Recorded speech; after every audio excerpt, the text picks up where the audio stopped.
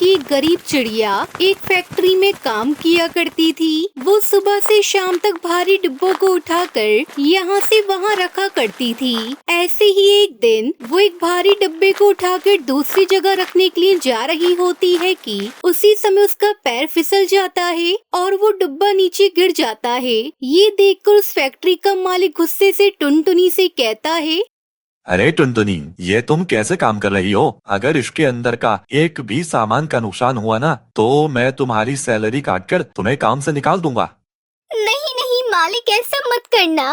मैं आइंदा से इस बात का ध्यान रखूंगी। आप मुझ गरीब को काम से मत निकालना, क्योंकि मुझे इस समय पैसों की बहुत जरूरत है। मुझे अपनी तीनों बेटियों की शादी करनी है। मैं आपके आगे हाथ जोड़ती हूँ, मुझसे दोबारा ऐसी गलती नहीं होगी।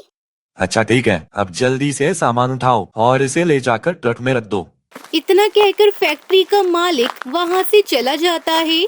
शुक्र है मालिक ने मुझ गरीब को माफ कर दिया, वरना मैं अपनी तीनों बेटियों की शादी करने के लिए पैसे कहाँ से जुटाती और कहाँ जाती। इस उम्र में तो कोई मुझे काम पर नहीं रखेगा, इसलिए आज के बाद मैं अपना सारा काम बहुत ही ध्यान से करूँगी।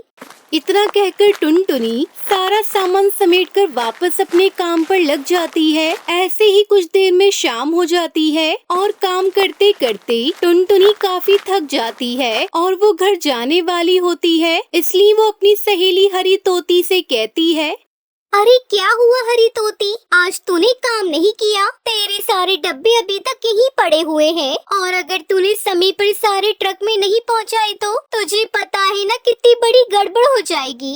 मुझे पता है, पर मैं क्या करूं? मेरे पंख में चोट लगी है, इसलिए मैं काम नहीं कर पा रही हूँ और वहाँ पर घर पर मेरी बेटी मेरा इंतजार कर रही होगी। अब मैं क्या करूँ?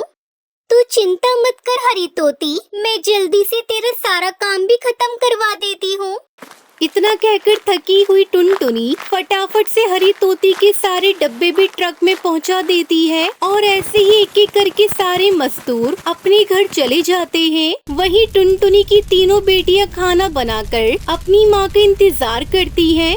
पता नहीं आज माँ कहाँ रह गई, इतनी देर हो गई है और अभी तक नहीं आई। मुझे तो बहुत घबराहट हो रही है, कहीं माँ किसी मुसीबत में तो नहीं है। मैं ऐसा करती हूँ, माँ को देख कर आती हूँ।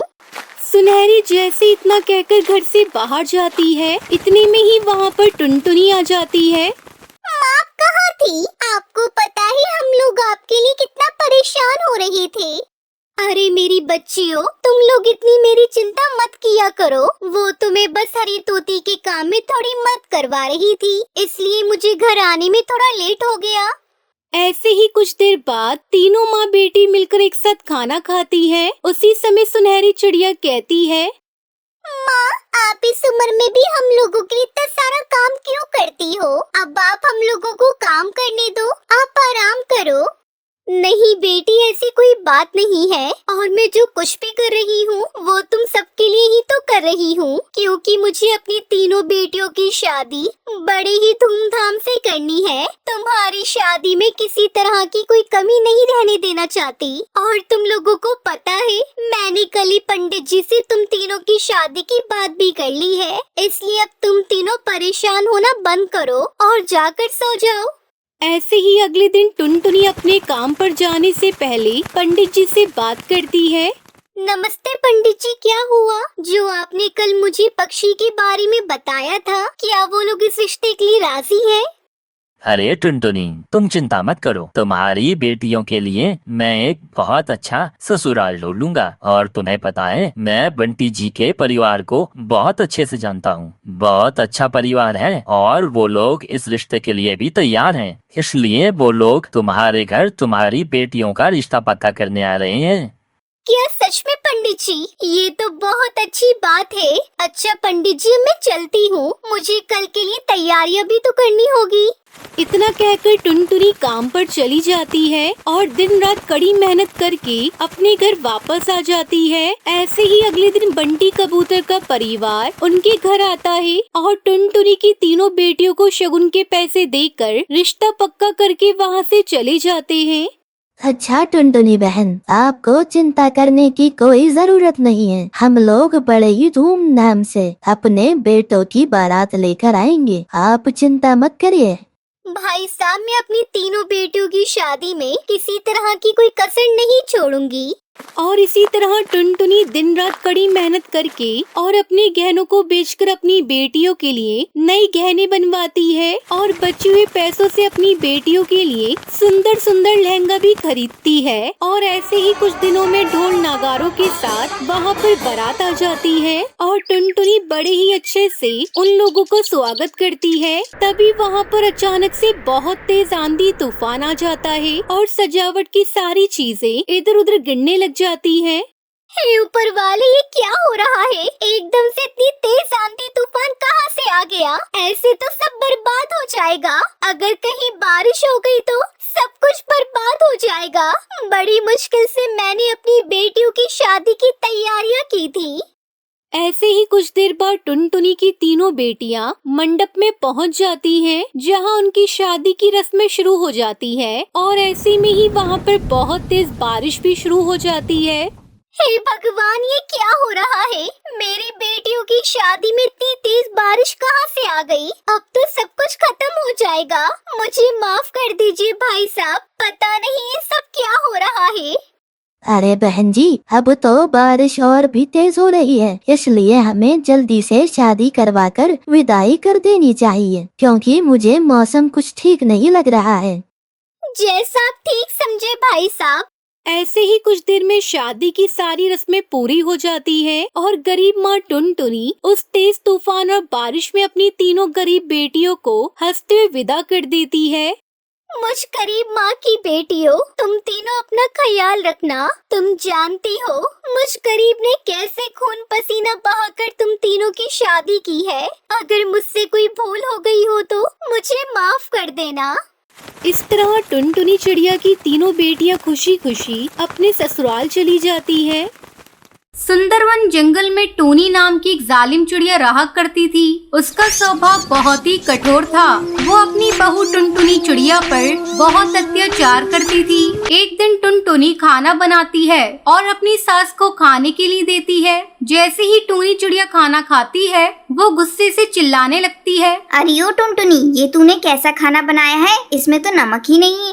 वो माँ जी, गलती से मैं नमक डालना भूल गई। मैं अभी लाकर नमक डाल देती हूँ। इसकी कोई जरूरत नहीं, जा जाकर दूसरा खाना बना ला। माँ जी, आप ये क्या कह रही हैं? मैं खाना फिर से बनाऊं? और इतना सारा जो बना हुआ खाना है, इसका क्या होगा? मैं इसे फेंक दूं? आपको तो पता है ना, अन्न का अपमान नहीं करना चाहिए। तुझसे किसने कहा कि ये खाना तू फेंक दे? ये बिना नमक वाला खाना अब तू खाएगी, समझी? अब जा यहाँ से, खड़ी खड़ी मेरा मुंह मत देख। 10 मिनट के अंदर खाना बन जाना चाहिए, वरना मैं तुझे कच्चा चबा जाऊंगी। अब टुनटुनी दूसरा खाना बनाने के लिए किचन में चली जाती है। रात को जब टुनटुनी चिड़िया अपने कमरे में सोने के लिए जाने लगती है, तब टोनी चिड़िया उसे बुलाकर अपने पैर दबाने के लिए कहती है। वो माँ जी, मेरी तबीयत ठीक नहीं है, मुझे चक्कर आ रही है। मैं अपने कमरे में जाकर आराम करना चाहती हूँ। अरे करमजली, तू दिन भर क्या करती है जो तेरी तबीयत खराब हो जाती है? ये सब बस तेरे काम ना करने के बहाने हैं। इतना कहकर टोनी चिड़िया अपनी बहू टुनटुनी को पीटने लगती है। इसी तरह दिन गुजरने लगते हैं। एक दिन टोनी चिड़िया अपनी बहू टुनटुनी चिड़िया की शिकायत अपनी सहेली सुंदरी कौवी से कर रही थी।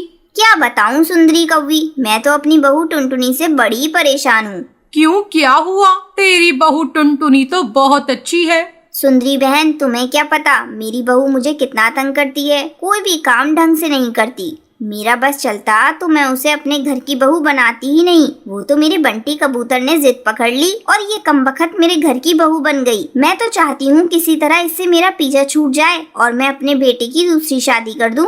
टूनी, तू ये सब कैसी बातें कर रही है? अब टुनटुनी तेरे घर की बहू है, तू इसे जैसे रखेगी वैसे रहेगी। एक बात तुझसे कहती हूँ, तो बुरा मत मानना। अपनी बहू को अपनी बेटी समझ, फिर देखना तेरी जिंदगी कैसे आराम से कटती है। चल अब मैं चलती हूँ, बहुत देर हो गई। फिर सुंदरी कौवी वहाँ से चली जाती है। उन दोनों की बातें टुनटुनी चिड़िया सुन रही थी। शाम को जब टुनटुनी चिड़िया की माँ का फोन आता है, तब टुनटुनी चिड़िया फूट फूट कर रोने लगती है।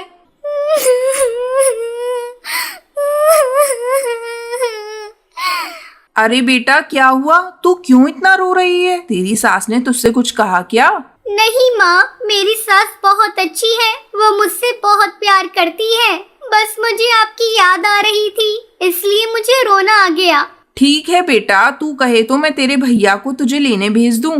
कुछ दिनों बाद टुनटुनी चिड़िया अपनी मायके चली जाती है। टुनटुनी चिड़िया के मायके चले जाने के बाद टूनी चिड़िया पर घर का सारा बोझ आ जाता है। वो घर का काम करते करते थक जाती है। तब टूनी चिड़िया को अपनी गलती का एहसास होता है। हे भगवान, मैं अपनी बहू पर कितना अत्याचार करती थी। वो दिन भर काम करती थी, लेकिन हर समय मैं उस पर गुस्सा करती थी। मैं अपनी गलती को सुधारूंगी और अपनी बहू को वापस अपने घर बुलाऊंगी। शाम को जब बंटी कबूतर घर आता है, तब टूनी चिड़िया उससे कहती है, बेटा, टुनटुनी बहू को मायके गए काफी दिन हो गए, तू जल्दी से उसे वापस घर ले आ। बहू के बिना ये घर बहुत सूना सूना लग रहा है। अगले ही दिन बंटी कबूतर टुनटुनी चिड़िया को लाने के लिए अपने ससुराल जाता है और टुनटुनी को लेकर वापस अपने घर आता है। टुनटुनी चिड़िया के घर आते ही टूनी चिड़िया उससे माफी मांगती है। टुनटुनी बहू, तू मुझे माफ कर दे। आज से तू मेरी बहू नहीं बल्कि तू मेरी बेटी है। अब से घर के सारे काम हम दोनों मिलजुल कर किया करेंगे।